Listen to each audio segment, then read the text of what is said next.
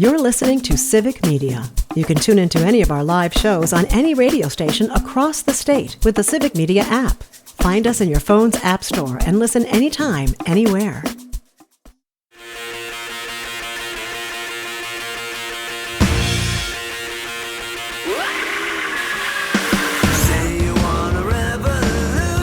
Hey, welcome to the show. I am Mark Becker here on the Civic Media Radio Network, and we are on the Rational Revolution. I'm so glad you're here, and we're going to go to school here for the next hour, because this is a subject that I find so fascinating and I know freaking nothing about, and I think we have one of the leaders in the United States that can talk about this like not a lot of people can. So with me today, we're going to get right into it. We have Daniel Olson. He's a returning guest. He was on with, the gal who was Ag Secretary. But we got him on again because there's a lot going on out there. Daniel Olson is the owner of Forage Innovations. He's a seventh generation dairy farmer. Forage Innovations is the largest forage consultation company in the United States. And this is fascinating. 1 out of every 11 cows in the United States is under your care. Directly or indirectly. Yeah, we work with that's pretty cool. A lot of cows. How many? That's about 900 and plus thousand cows. The city of Milwaukee. Yeah, something like that. Well, welcome, dude. I'm really glad you're here. It's good to be here. Honestly, one of my favorite follows on social media because it's such cool stuff like making a pizza over the fire or posting where your travels and all of that. It's so cool. So I enjoy that a lot. Okay, I'm glad. So what I want to talk about is there's a lot of uncertainty in agriculture. There really is. And I want to educate the listeners on what's going on. You see all this stuff about, how farms are being impacted by ice and by all. So what's happening right now? Yeah, where to start? Where do we start? Okay. Yeah, where do we start? Yeah, I mean, farmers are used to uncertainty, right? Like That's part of the game. Like in between, whether it's markets, whether it's weather, whether it's they're used to adapting. They're used to a lot of variability, and so that part of the job is not unique. Now, what's happening today, a lot of that is kind of an unforced error, right? Like, so that's an additional stress level, things that they probably shouldn't have to be having to deal with right now. Prices are really low, and a lot of that is kind of hit the media in the last few weeks or a month. There's been some really good articles written. And that's nothing new. Like we've had low prices in the past, prices for whether it's dairy or grain that's at a sub-profitable price. And honestly, we had a low prices, especially for like grain, even last year when we had a different presidential administration. What's changed largely is that our low prices have been accentuated, they've been extended because of trade policy. And in a normal situation, when the prices of what you're selling go down, a lot of times demand for those things go down, like fertilizer or seed, and the price of that comes down as well. Okay. And that has not happened. That has not happened. And so profit margins, they're non-existent. Wow. So now, and I last time around with the former president, I was going to ask you, did they face some of these things under the previous administration as well? Yeah, and that's kind of interesting. So if we think back to the first Trump administration, and a lot of people have kind of short memories, and that seems like a long time ago. And the administration started out very similarly, where there was a lot of trade wars started, maybe not as broad or as deep, and I think there can be a nuanced discussion about tariffs and their usefulness, their place in negotiations or protecting certain sectors. But almost without fail, tariffs are bad for agriculture. Oh, really? Because what we do largely, it's one of the main sectors that we export, and our prices are so directly tied to the amount of international sales that anytime there's any sort of retaliatory tariffs or trade agreements that go wrong or people that just don't like us, it negatively affects dairy. And it did that in the first Trump administration for the first few years. And then, of course, COVID hit and everything fell apart. Now, a lot of farmers had maybe a more positive view of that because there was so much money that poured in after or during COVID because it was stimulus money that farmers actually came out of that time period in a pretty good shape. But it wasn't because of the markets. The markets were pretty awful the whole time. And I'm not sure why, but the Biden administration really didn't back off they kept a lot of those same tariffs that were in place through the Trump administration. And I would say that's a bad thing. I'm pretty much a free market. Yeah. But we had some really good years during the Biden administration. Dairy spiked up, whether that was an organic, natural thing, or if that was something that the administration did. I don't know, but we had some really good years. Going into 2024 was a pretty tough year. Definitely things were on the downturn. But normally, like I said, at this point, we would have thought that we would have rebounded, and that just hasn't happened. Why do you think the tariffs hurt the dairy industry more so than, a farmer that just does like cash crops or something? Well, tariffs by themselves, I don't know if they have yet. Actually, they've affected grain farmers quicker than they did dairy. So people who like soybeans, where almost half of our soybeans are exported, nearly twice or half of them. And our largest purchaser of them historically has been China. Now they've been trying to get out of trade on soybeans with the U.S. for years. But, we picked fights with Japan, which buys a whole bunch of them, and a lot of other good customers. And so the grain farmers were affected directly and early. Now, dairy is certainly being affected as well.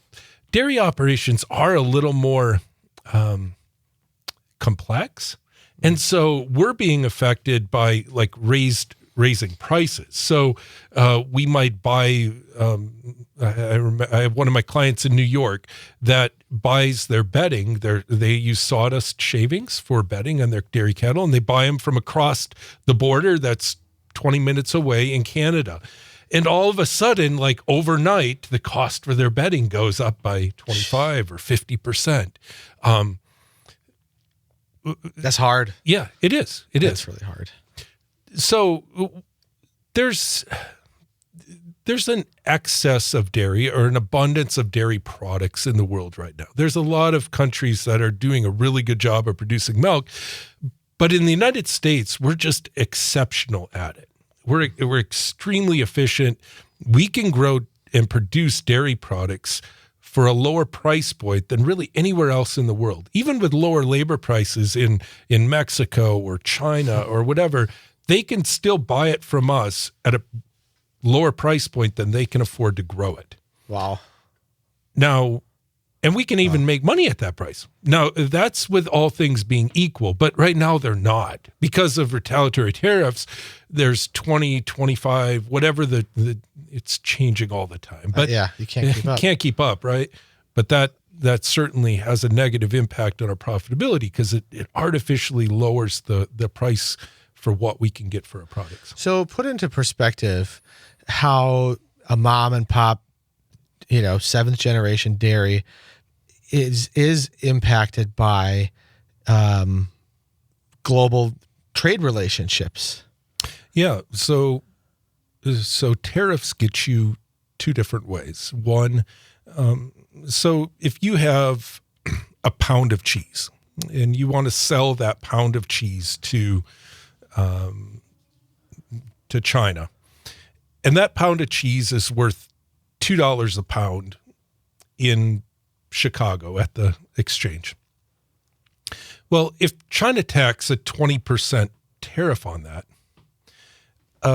all of a sudden our cheese becomes worth $1.60 a pound. They'll still buy it, but they'll only pay $1.60.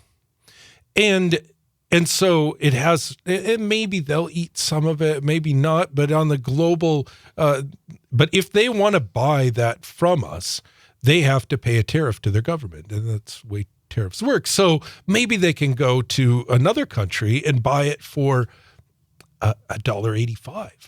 And all of a sudden, like it's cheaper for them. Now,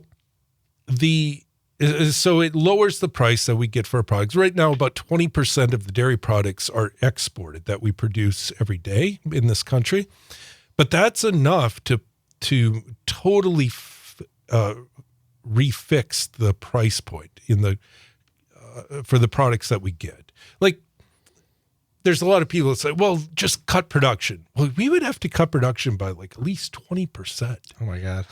before it would start truly impacting the price that we get for our products. And would that affect the price not only just of what we sell and export, that would cut the price or hurt the price of what we're buying at the grocery store?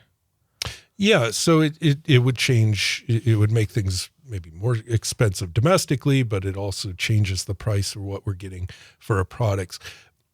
So there's that aspect of it, that it lowers the value of everything that we're producing. But it also raises the cost of the things that we need to buy to stay in business. So the things that we buy are machinery. And because of tariffs, both on production stuff and steel tariffs that go into place, all the parts that we buy get more expensive. And fertilizer that we're importing, a lot of that we don't even have domestically, so we have to import it. It's getting more expensive. I'm a business owner too, and the top line number, if that goes down, all the while the bottom line number, the costs are coming back up. You really have not a lot of room to play with in the middle. No, and for the most part, agriculture works on really small profit margins to start with. Yeah, it's interesting. In my business, I was helping a gentleman purchase a car right before I got here, and he's a dairy farmer too. And he gave me the big number of what his farm runs off of, and he's like, I make about $20,000 a year, and it's like, what? And it's crazy. There's not a lot of meat left on the bone there. No. And if you're getting it from both ends, that's hard. So in 30 seconds or less on those tariffs, ultimately, who's paying that? Yeah. So there's two stories. Like, one, it's like, okay, if you're buying a product that's tariffed, you're of course paying that as a consumer. But what it does is, these retaliatory tariffs is what we're dealing with. And that's the real problem right now, that it's lowering the value of everything we have by maybe 20%. Jeez. We're talking with Daniel Olson. He's a farm consultant here on the Rational Revolution. We're going to continue this discussion right after this. Stick around.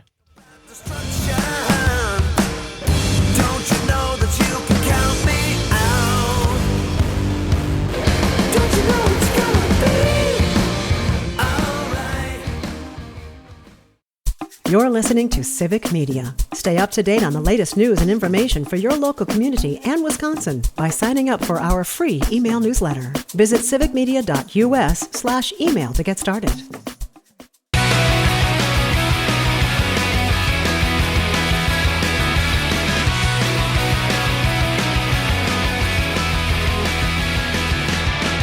Hey, welcome back.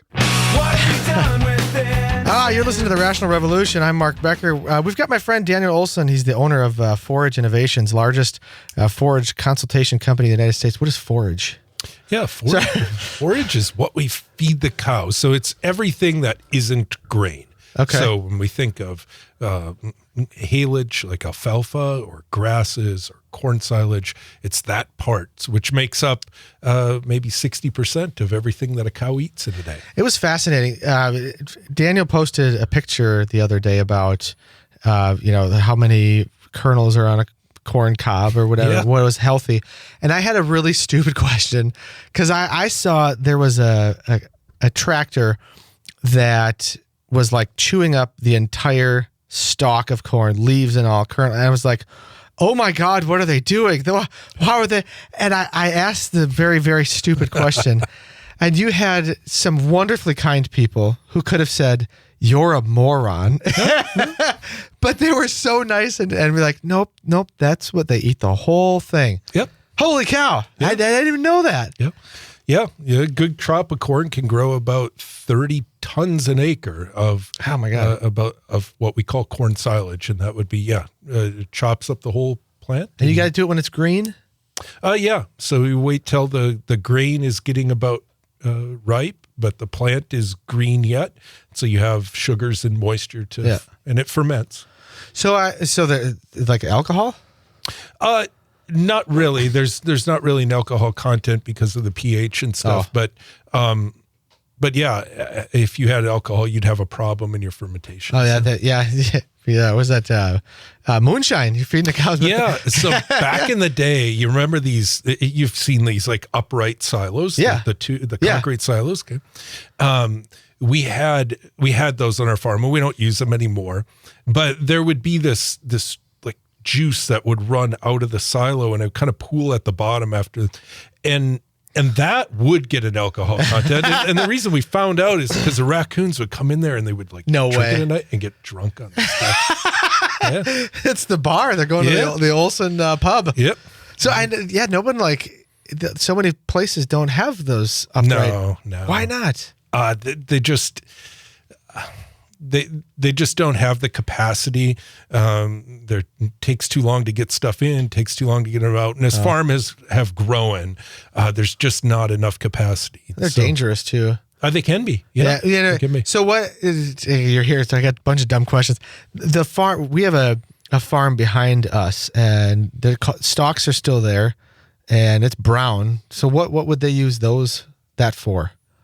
They'll probably be combining the grain. So they'll just come in with a combine, which just takes the grain off of the cobs. Okay. And so that'll just be the cob or just the grain portion, not the whole plant. This is just fascinating stuff. And then so anyway, we're talking about how farmers are doing it and the economic impact and all of that. We were talking on the other side about tariffs and all of, how that's impacting the global market. What is it doing to the price of cheese and milk at the grocery store? Well, you're starting to see it come down. There's been some deals. I saw Festival had butter for $1.79 a pound. Wow. Of course, that's probably a little bit of a loss leader, but that's really about what the wholesale price is for butter right now. And cheese is what, $1.60 or something in Chicago right now on, if you want to buy train car load. Yeah. Okay. Sweet. It keeps getting cheaper. I might have to do that. So there are some, everybody buys a vehicle and gets like a 40-pound block of cheese from you, right? Right. Yeah. Yeah. Uh-huh. So we're starting to see that on the retail side, but too often consumers don't fully feel the downturn in that. And I'm not sure exactly why, partially because there's just a lot of fixed cost in retail. You got the store, you got the transportation, you got the processing, the actual product makes up a percentage of that. But when that comes down, the consumer doesn't fully feel the benefits of that. But the farmer who produces it on a wholesale commodity certainly does. So really the people that will feel the impact of that is the farms themselves. Yeah, and the people who are involved in the egg community, like so right. I'm on both sides. I have a company that certainly benefits from working with farmers, but then we also milk cows ourselves, right? And we have my family's involved in a couple different dairy farms, and so we feel it on both sides. What countries are coming in to fill that gap? On the dairy side. Yeah. So Australia and New Zealand have always produced dairy, especially to Asian countries. They had a great relationship with China. The EU is actually up on dairy products, maybe 3% year on year, and that has not happened for a while. Oh. And then, of course, there's South America. There's other countries that have the ability to do it. And what we're doing is basically artificially raising their price because of the retaliatory tariffs on us. That's crazy. It's interesting how, you look at this policy and I'm editorializing here, but you look at the policies of these tariffs and how, it's portrayed in the media and in his head as these are wonderful and beautiful and all these things are so great. Mm-hmm. But all we're doing is repeatedly shooting ourselves in the foot and letting everybody else that does the same darn thing come in and have a leg up in the competition. Yeah, if everything was equal and we didn't export anything, we didn't import anything, it would be different. But it's just not the reality of where we are. Right. We're talking with Daniel Olson, a dairy consultant here on the Rational Revolution. We're going to talk on the other side of the break about labor and what's going on with that as well. Stick around here on the Rational Revolution. I am Mark Becker.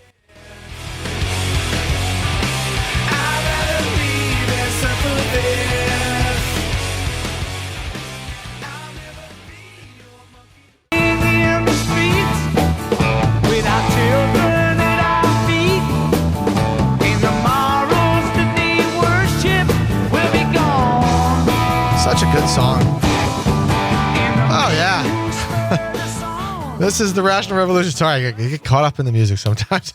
I'm Mark Becker. We got my dear friend Daniel Olson. He's owner of Forage Innovations, largest forage consultant company in the United States, specializing in dairy farms. And we're talking about some of these policies that are really hurting dairy farms specifically. And if you like this discussion, don't forget, like our show on the social media. We're everywhere. You can listen to our podcast wherever you get your podcasts, civicmedia.us, all the stuff. Find us. Now I got to rip the Band-Aid off. Things that are going, on in the news. Huge stuff about ICE and immigration and all of that.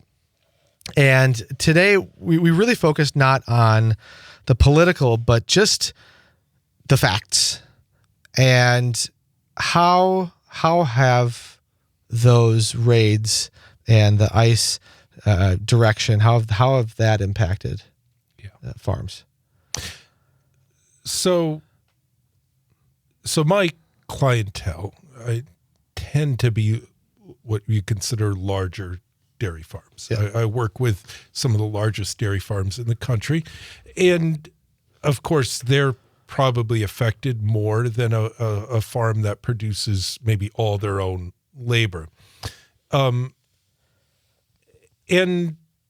farmers aren't unified on this. Like there's the farmer, really? I mean, there's the small farmers that look at their neighbor who's larger, milks more cows, whatever, and they think, well, if it wasn't for immigrant labor, I would be making more money. I wouldn't have to compete with land for my neighbor, etc. Yeah.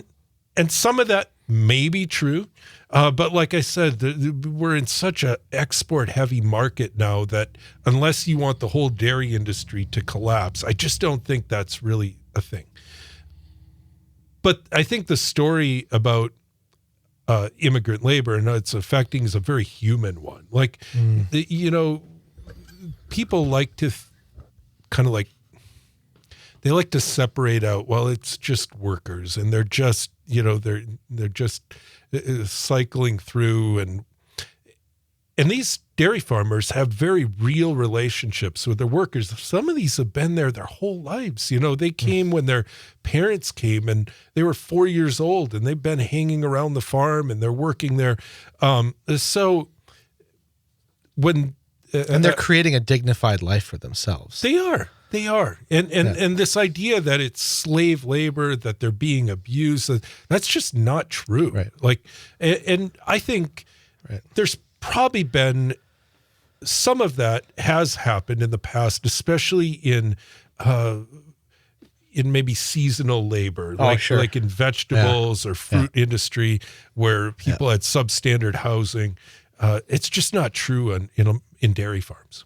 Yeah. So in those dairy farms that are bigger, and I can attest to this because we work in the car business, and we work in helping people secure financing, and we have had immigrants come in and they tell us what they make, and it's they're not making $10 an hour. No, they aren't. No, and so when they lose labor, so one of my farms, and I had posted something on Facebook, and I've worked with this dairy for a long time, and they're really good people, and they had an audit, and they found that 37 of their employees were not valid. Now, these weren't people that came across the desert somewhere and snuck under a fence. These were people that came, maybe they overstayed a work visa, maybe something changed in an asylum claim, maybe there was just some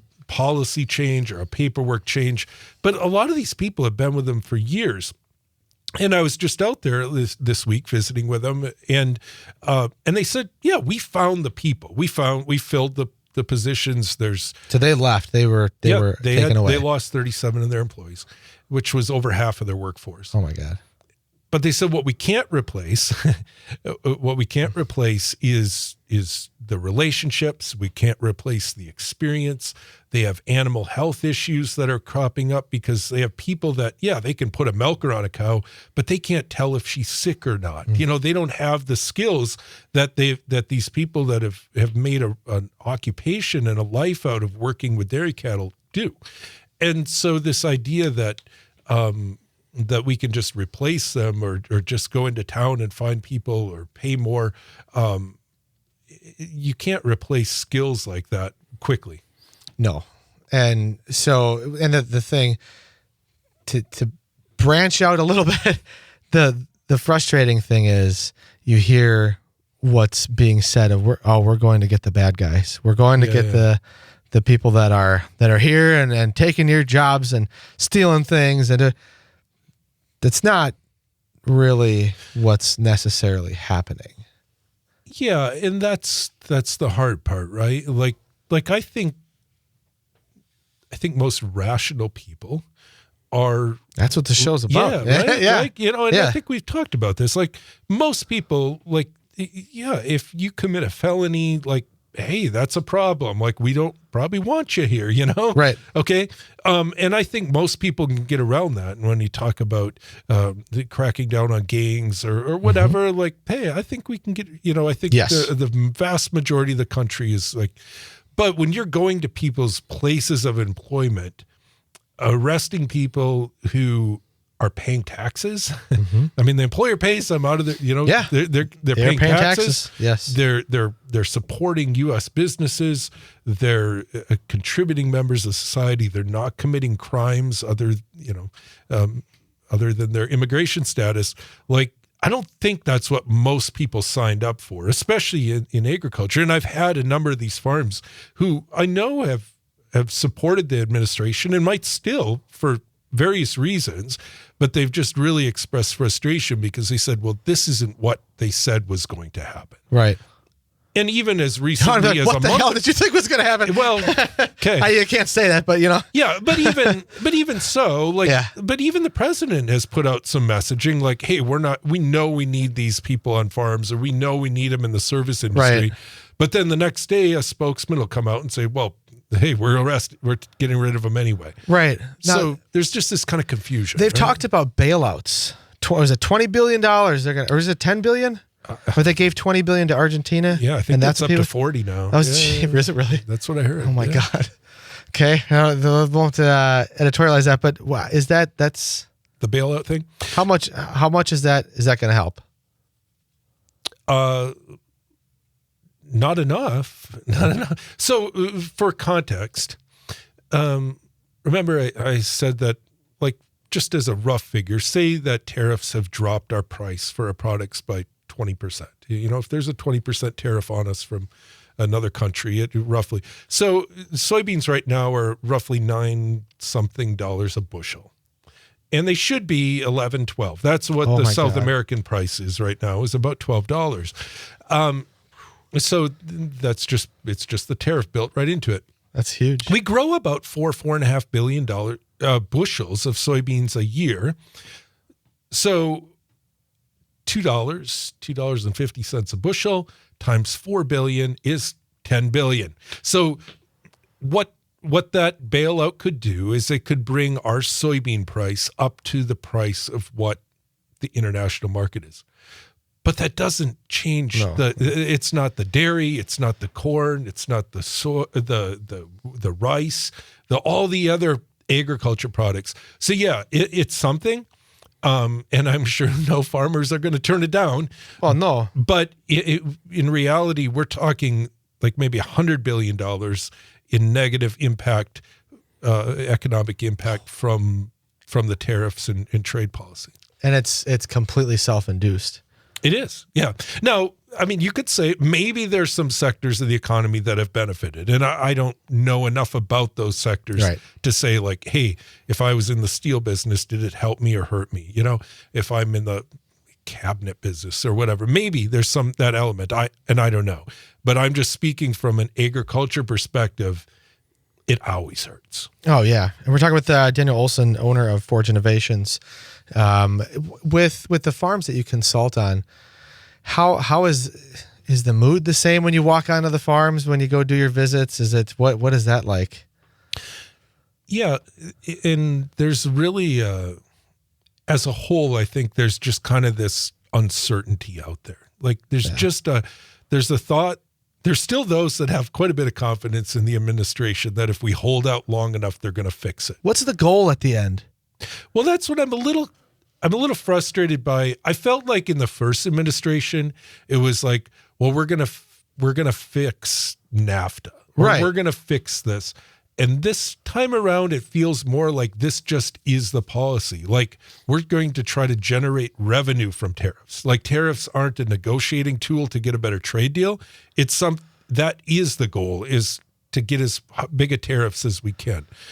And so I think it's just it's a way to raise revenue for the federal government without raising taxes. I mean, that is what it is. And so I think some of this is misguided. Like, I don't know that there's a real goal at the end. I think we're kind of there. And that's a problem. That's not great. That's not great. Yeah. It's not great. Well, because, you think if this is, yeah, you're exactly right. Last time it was, hey, the trade deals, they're not equal. And he was right. I mean, he was right about that. And so you use the tariffs as this is our negotiating tool to get to that place. Mm-hmm. And I think that's the difference between the two is, well, that's why countries are now buying their soybeans from a different place because they don't know what's going on. Yeah.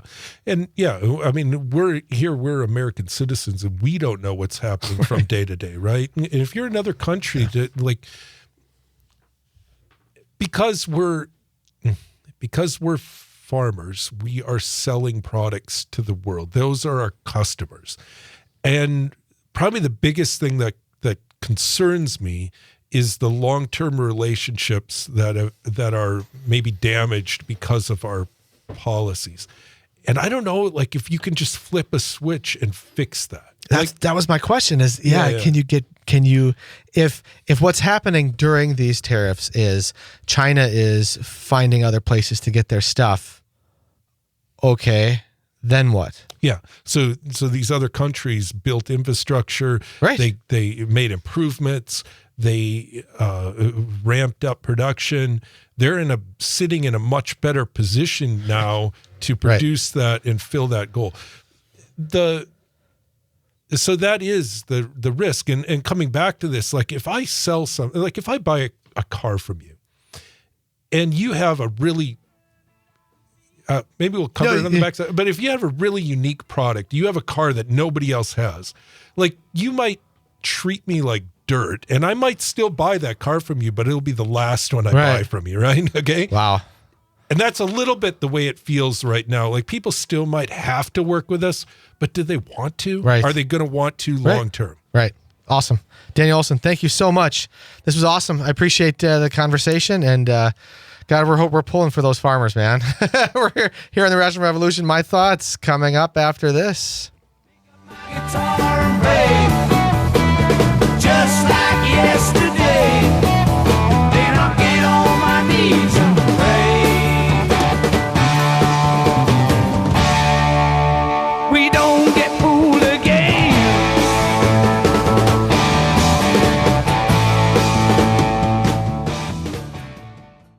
You're listening to Civic Media. Find the latest news, information, and archives of all your favorite shows on the Civic Media website, civicmedia.us.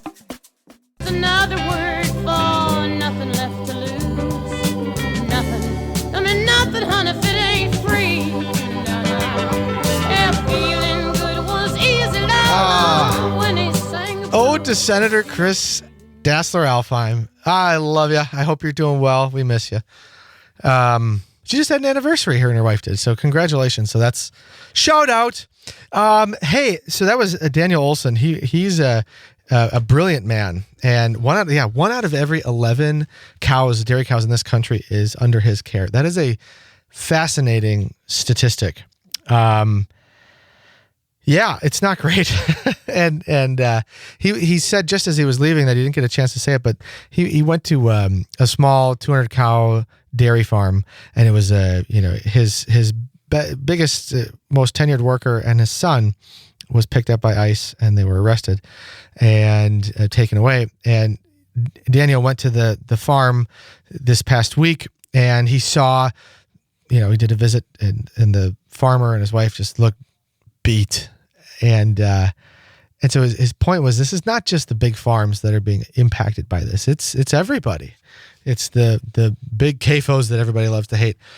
And it's also the mom and pop farm, the family farm that's been in family for generations. And so it's not great. And I appreciate Daniel's ability to not talk about the politics of it. It's just what it is.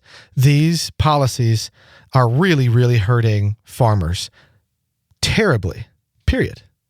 It doesn't matter if it's a Democrat, it doesn't matter if it's Republican. What's happening right now is not good for our farmers. And it's happening, here's the political stuff, it's happening from a group of people who said, oh, we love farmers, they're the backbone of our party. BS. If they were that, you wouldn't be doing this. So this past week, we had a couple different events. This is the dueling events. We had events in I think there was one in Northeast Wisconsin and some all over the country to celebrate what would have been what should have been Charlie Kirk's 32nd birthday party or birthday. And we also have the No Kings rally. Millions of people from across the country are going to be going out. And it's been shared on Civic Media socials and the website and all of that. We shared it. I really hope you got a chance to get out there, and I want to talk about that, next week. But they're also back to the Charlie Kirk thing. It was interesting. I knew it was happening. I really didn't pay much attention to it, but then I saw an article, and it was quoted. And this is, if you want a good follow, here's a good follow. It's the Greater Green Bay Society of the Llama. Oh my God, it is just it's a fun little group to be part of. And a shout out to Jason Jerry. He's just a magician with that darn thing. I get a lot of news and stuff from that group. And one of it was how at the event, which one of the participants on the llama said, there was 1,000 people there. And then you read the article and it was like, a couple hundred, Republicans and their crowd sizes, that's their thing. They got an issue with that.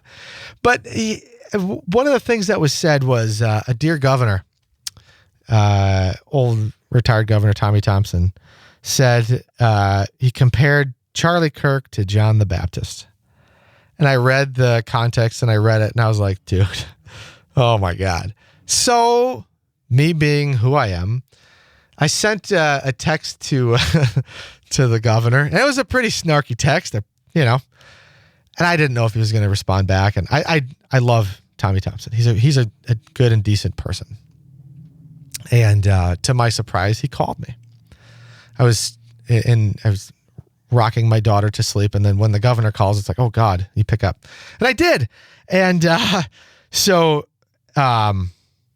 we started talking, and he's like, Mark, when you get in front of a crowd, you get going, you kind of get in the heat of it, and you're in your speech, and that's you just say stuff, and they're both evangelists, right? And I think he was kind of looking for some validation there, and I was like, Governor, I don't think, to be fair, that John the Baptist would be the guy that would question a black pilot's credentials.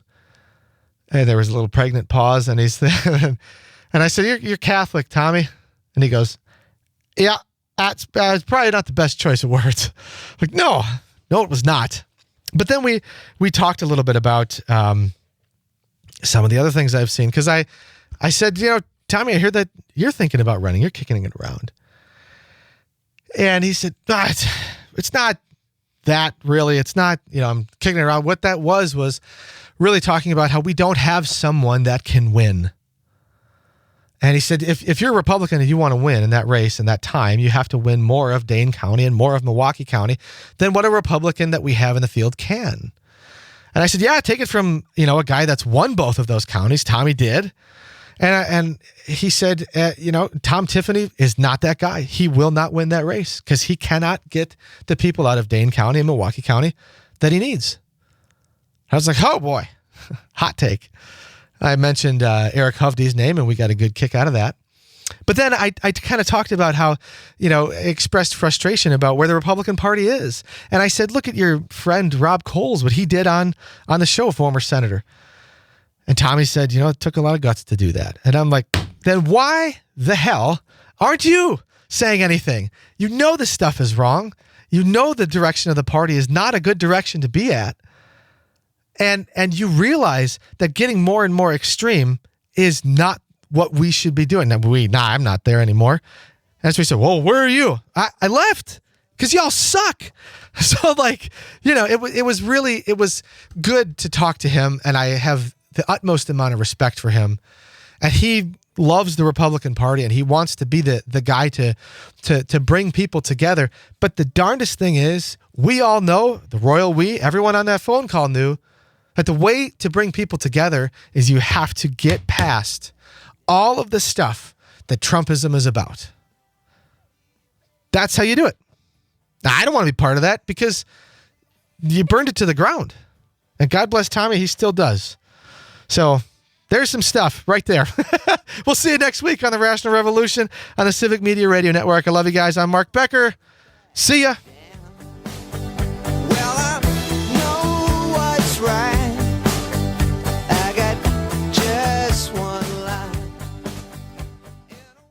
The national news cycle never stops, but it can be hard to find news about your local community. Civic Media is dedicated to providing quality local and state news coverage across Wisconsin. With the Civic Media app, you can get notifications about local stories that matter to you and your community. Find the free Civic Media app in your phone's app store and choose notifications from the menu to tell us what kind of news you want to hear about.